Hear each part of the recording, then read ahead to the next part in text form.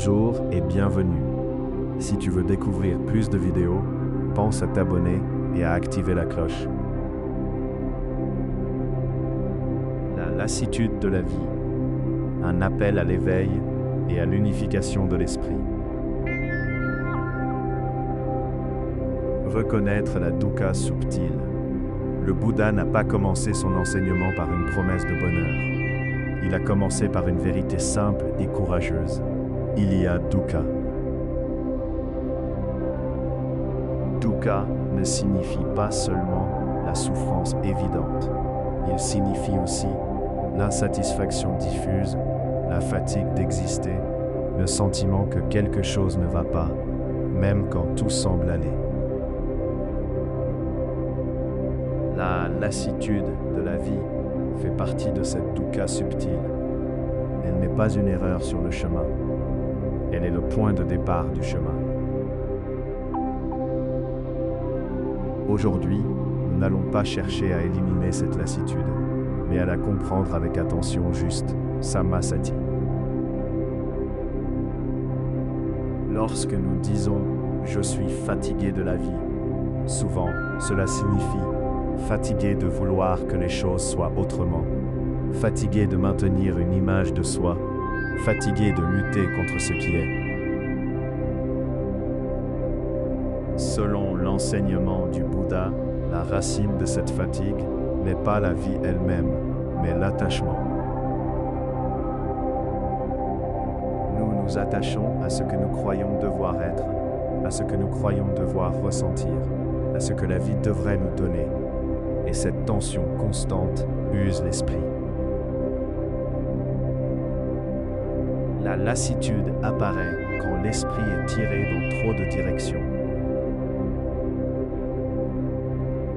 Dans le bouddhisme, un esprit non entraîné est comparé à un singe agité, à un feu nourri par le vent, à une eau troublée.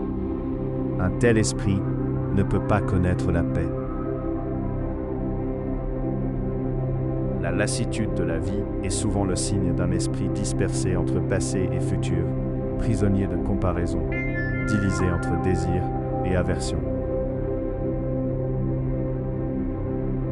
Quand l'esprit n'est jamais ici, la vie devient lourde, non parce qu'elle est mauvaise, mais parce qu'elle est mal habitée. Le Bouddha appelait cela l'absence de recueillement. La lassitude comme moment favorable à l'éveil. Dans la voie bouddhiste, il existe un moment précieux appelé Samvega. Samvega est le choc intérieur qui fait dire « cette manière de vivre ne peut pas me satisfaire ». Ce n'est pas du pessimisme, c'est une lucidité éveillante. La lassitude peut être ce Samvega. Quand les plaisirs ne suffisent plus, quand les projets ne portent plus, quand le moi se fatigue de lui-même. À ce moment, deux chemins s'ouvrent, s'étourdir davantage ou s'arrêter et regarder profondément. Le Bouddha a choisi de regarder.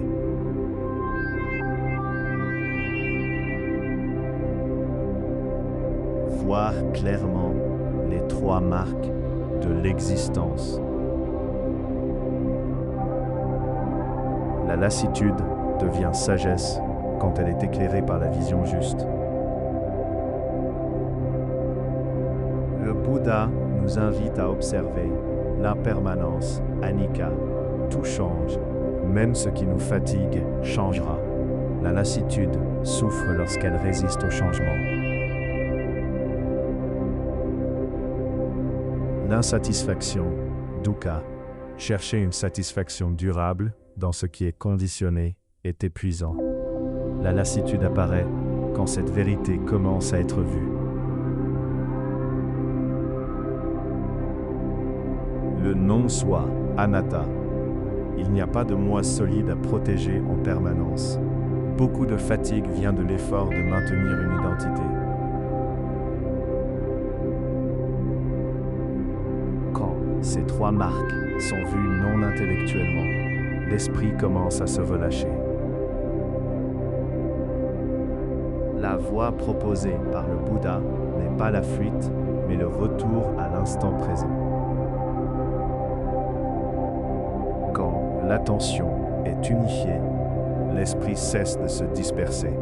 La lassitude perd sa charge mentale, l'expérience devient simple.